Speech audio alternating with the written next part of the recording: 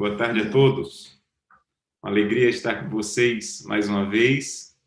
Uma alegria poder compartilhar a palavra de Deus. Espero que tenham tido um dia bom, protegido e abençoado.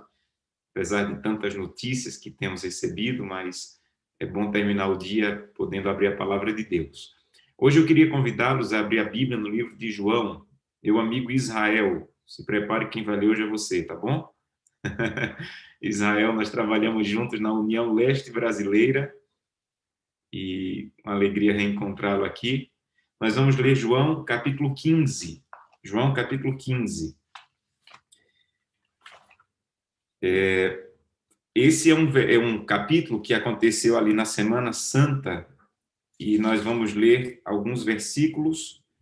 Israel, se você puder ler, por favor, do verso 1 ao verso 7.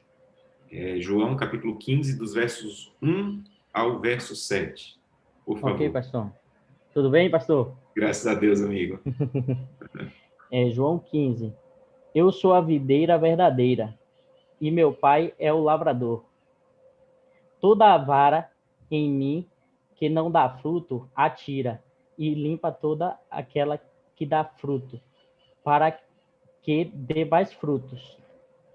Vós já estáis limpos pela palavra que vos tenho falado.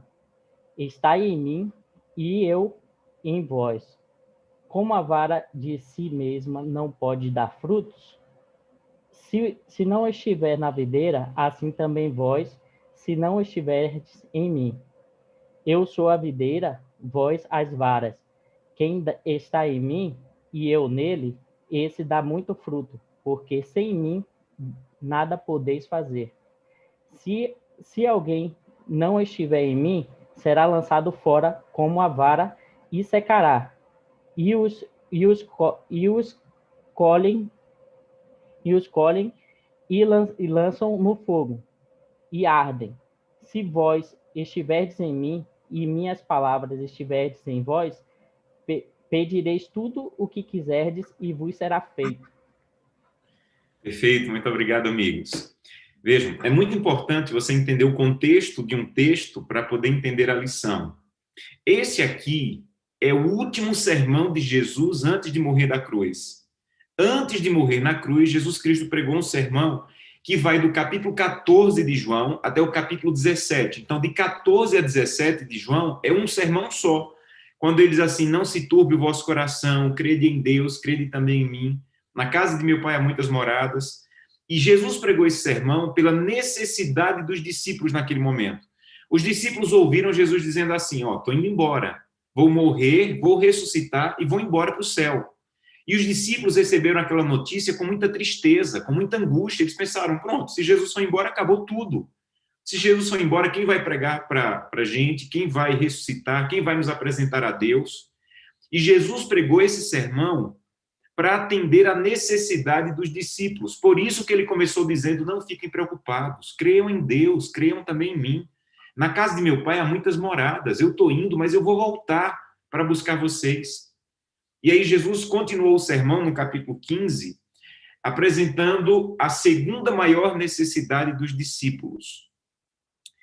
Para você entender qual é a ênfase de um texto bíblico, presta bem atenção nisso aqui, isso aqui é importante para o resto da sua vida cristã, para a compreensão bíblica.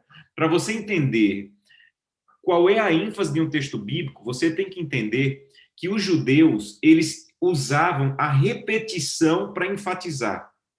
Então, quando eles queriam enfatizar alguma coisa, eles repetiam.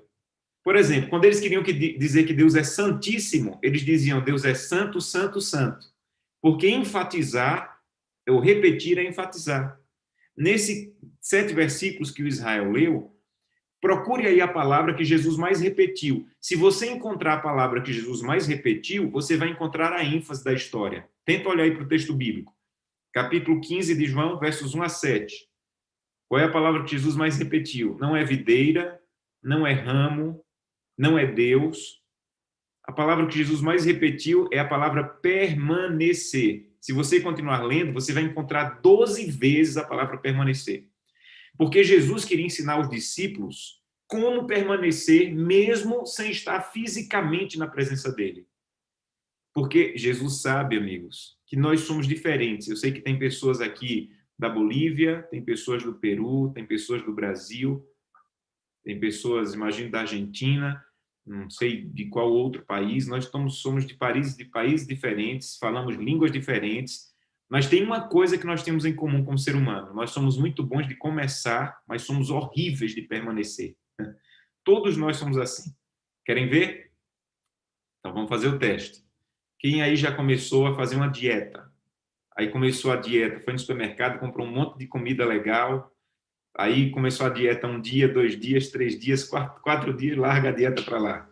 Quem já começou a fazer atividade física, vai lá na loja, compra um tênis bacana, aí começa 1 dia, 2 dias, 3 dias, 4 dias, larga para lá. Tem gente que diz assim, não, para eu criar vergonha na cara, eu vou pagar a academia, porque se eu pagar, eu vou. Aí vai na academia, paga logo 2 meses de cara. Aí vai na academia 1 semana, larga para lá. Quem já começou a fazer uma aula de música, uma aula de línguas? Nós somos assim como seres humanos. Nós somos bons de começar. O nosso problema não é começar, o nosso problema é permanecer. E isso é em tudo. O casamento é a mesma coisa. Quantos começam, mas quantos não permanecem casados? Eu lembro que quando eu estou completando esse ano 17 anos de casado, e eu lembro que quando eu estava para casar, no mesmo período eu estava tirando a carteira de motorista.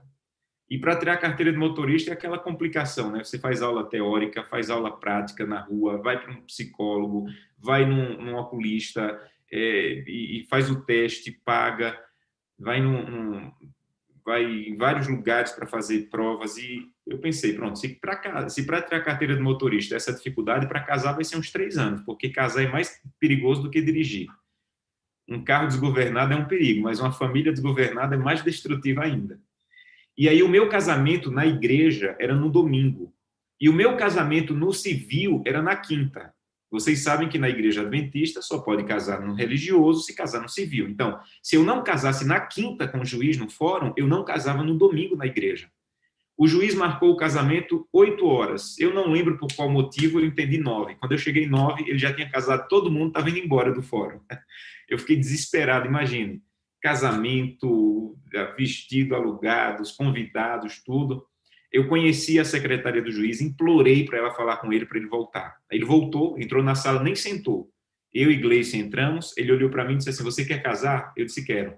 Aí ele olhou para Gleice e disse assim, você quer casar? Ela disse, quero. Ele disse, assina aqui, estão casados, pode ir embora. Pronto, nem doeu, já estava casado. Eu pensei, meu Deus, casar é fácil demais. Aí naquele momento eu comecei a entender, casar é fácil. Difícil é permanecer casado. A mesma coisa em relação à vida religiosa, amigos. Se tornar adventista é a coisa mais fácil do mundo. Você recebe uma série de estudo bíblico, batiza e já é adventista. Mas nesse capítulo, Jesus não está ensinando você a começar. Jesus está ensinando você a quê? Permanecer. Por isso, para mim, esse é um dos capítulos mais profundos da Bíblia.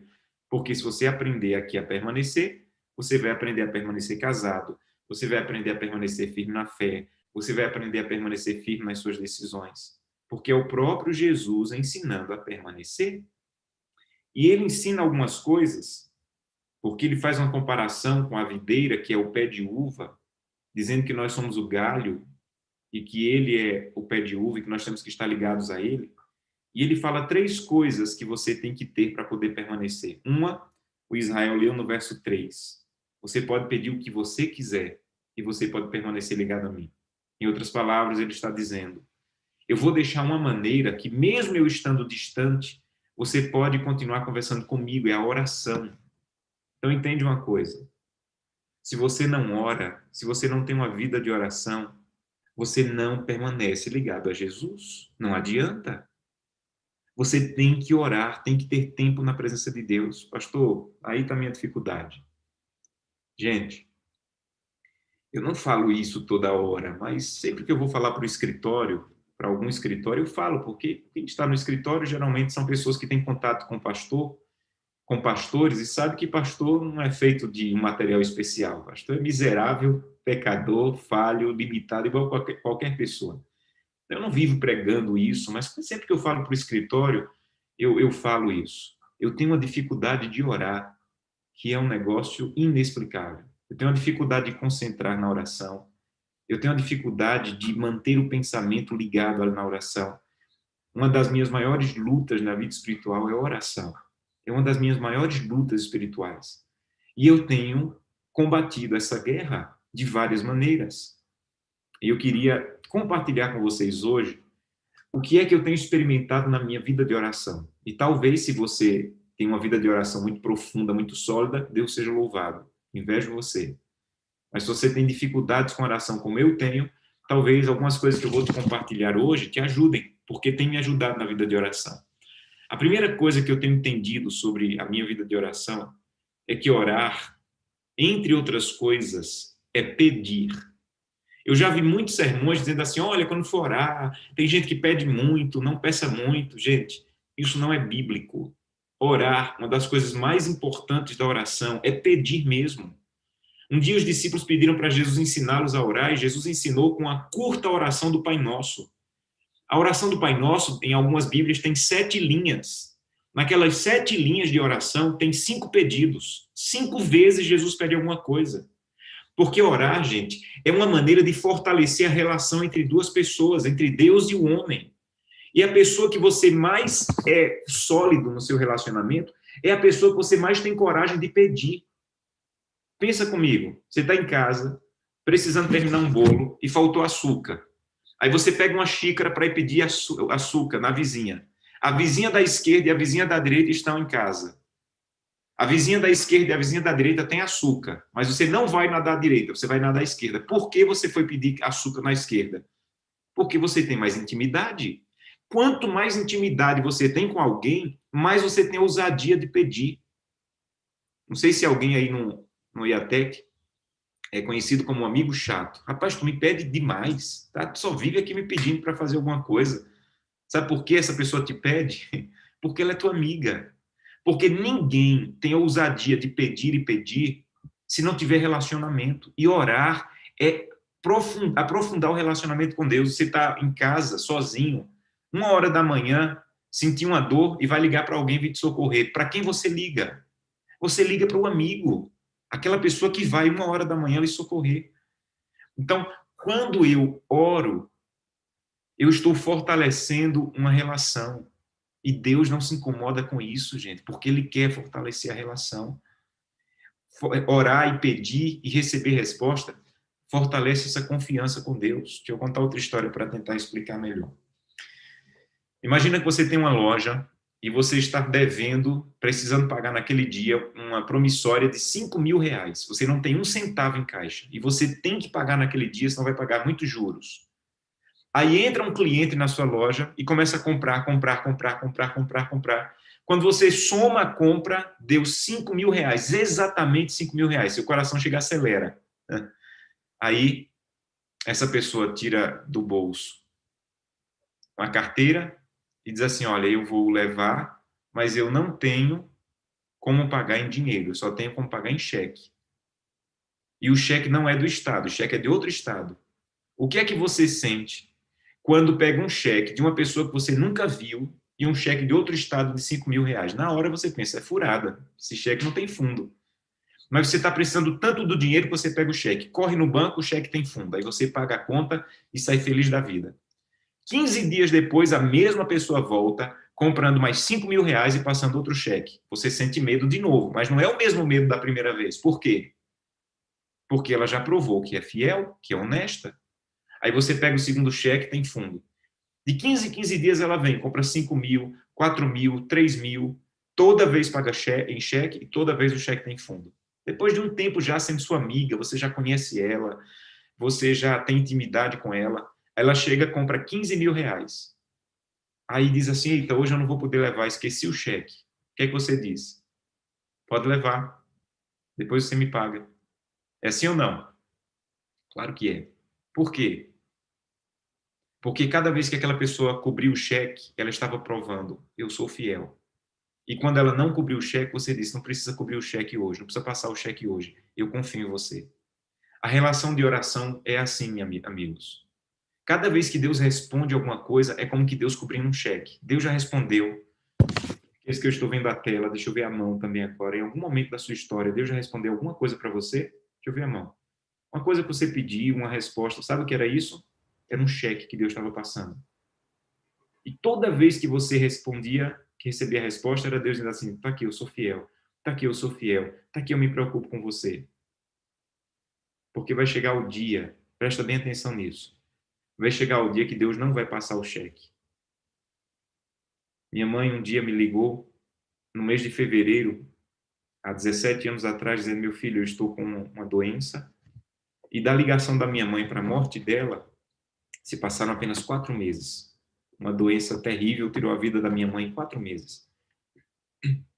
No dia que minha mãe faleceu, ela estava em casa e eu estava com os meus irmãos do lado da cama dela. Quando ela deu o último suspiro. Quando ela deu o último suspiro, meu pai disse: vamos orar. E eu fui o responsável por aquela oração. E o que eu disse a Deus foi: Deus, o Senhor não respondeu como nós pedimos. Mas essa família está dizendo que nós continuamos confiando no Senhor. O Senhor não precisa mais provar nada para essa família. Nós confiamos no Senhor. Deus não passou o cheque para mim naquele dia. Mas Deus já tinha passado tantos cheques. Deus já tinha provado que era tão fiel para mim. Que mesmo sem passar cheque, desculpem, mesmo sem passar cheque, eu confiava em Deus. Você entende? Quando você começa a pedir e Deus começa a responder, é para que Deus fortaleça a relação com você. Para que você deixe de ser Gideão. Gideão era um camarada que só acreditava se visse. Se o Senhor molhar a lã, eu acredito. Se o Senhor molhar a terra, eu acredito. Deus quer que você pare de ser um Gideão que só acredita se receber, para ser um Abraão que acredita mesmo contra as evidências. Mata o teu filho. Tá bom, eu vou lá e vou matar meu filho. Então é nessa relação de pedir e receber, é por isso que eu peço, gente. Eu peço, eu peço, eu peço, eu peço, eu peço. Eu peço para encontrar uma chave. Eu peço pelo carrinho do meu filho que quebrou. Eu peço, porque eu entendi quem é o meu Deus. Lutero, ele dizia o seguinte: quando você for bater na porta de Deus para pedir alguma coisa, estenda bem o seu avental e peça muito, porque Deus tem muito para te dar. Quando você for bater na porta de Deus para pedir alguma coisa, estenda bem o seu avental e peça muito, porque Ele tem muito para te dar. Agora, a Bíblia diz: quando você pedir, confie nesse Deus que está te ouvindo. Confie em Deus. Você vai pedir? Confie que Deus é capaz, que Ele está te ouvindo. Diz que um dia um homem desempregado mandou uma carta para Deus, pedindo a Deus R$ 100 para comprar alguma comida, para pagar alguma coisa. E aí ele botou a carta no correio, e no envelope ele colocou assim: de João do Brasil para Deus do céu. E colocou a carta no correio. Os carteiros pegaram aquela carta, não sabiam para quem mandar, resolveram abrir a carta. E quando começaram a ler a carta, falava de um homem, pai de 3 filhos, que estava precisando comprar comida. E os carteiros ficaram tão emocionados que começaram a fazer uma vaquinha para conseguir o dinheiro. Um deu 5, outro deu 10, outro deu 12, juntaram R$ 70. Pegaram os R$ 70, colocaram no envelope e devolveram na casa de João. João abriu a carta com os R$ 70, ficou radiante, foi na feira, comprou comida, pagou dívida que tinha lá no mercadinho. Mas aí o tempo foi passando, o dinheiro foi acabando, a comida acabou e não chegava o emprego. E ele resolveu escrever outra carta para Deus. Escreveu assim: Senhor, muito obrigado pelos R$ 70 que o Senhor mandou. Chegaram na hora exata, mas estou precisando de mais 100, Senhor. Já acabou a comida, já não tenho mais o dinheiro. Por favor, Senhor, mas dessa vez, quando o Senhor mandar, manda em cheque, porque a última vez que o Senhor mandou em dinheiro, o correio ficou com 30, só me entregou 70. Então me manda agora em cheque, porque os 100 não chegaram não, o correio ficou com 30. Sabe o que é isso? É alguém que tinha tanta certeza de que Deus estava ouvindo e atendendo, que se não chegou os 100 completo, não era culpa de Deus, era culpa do correio. Então eu tenho que ter uma relação com Deus de confiança nesse pedir e responder, pedir e receber, que eu tenha a completa segurança de que Deus, Ele está me ouvindo, de que Deus, Ele tem as minhas necessidades em suas mãos, de que Deus realmente se preocupa comigo. Segunda coisa que eu tenho aprendido sobre a oração é que oração, gente, é estar na presença de Deus. Vou repetir. Tem pessoas que dizem assim, e eu pensava assim, eu pensava: meu Deus, como é que alguém consegue passar 1 hora orando? Eu não tenho assunto 1 hora com ninguém na vida. Eu falo. Quando olho, passou 20 minutos. Eu não tenho conversa de 1 hora com ninguém. Como é que alguém disse que passou? E aí eu comecei a entender, amigos, que orar não é passar 1 hora orando. O mais importante da oração é você estar na presença de Deus. Então, orar não é falar, falar, falar, falar até que Deus me ouça. Orar é estar na presença de Deus até que eu ouça a Deus. Tem gente que aprendeu assim: orar é falar com Deus, ler a Bíblia é Deus falar com você. Isso não é completo. Deus fala conosco também através da oração, através da nossa mente. Então, quando você se ajoelhar, fale, fale, fale, fale, fale. E quando você terminar a oração, não diga assim, em nome de Jesus, amém, levante e vá embora. Porque quando Deus quer começar a falar com você, você vai embora. E Deus fala conosco na oração através da nossa mente. Então, quando eu vou orar, gente, se eu só tiver 5 minutos, não tem problema, eu só oro 5 minutos. Quando eu termino, eu digo, Senhor, agora eu vou ficar aqui para que o Senhor fale comigo. E Deus começa a falar. Quantas vezes eu estava em oração e disse, Senhor, tudo que eu tinha para te falar, já te falei. E eu estou orando, falando com o Senhor em nome de Jesus. Agora fala comigo.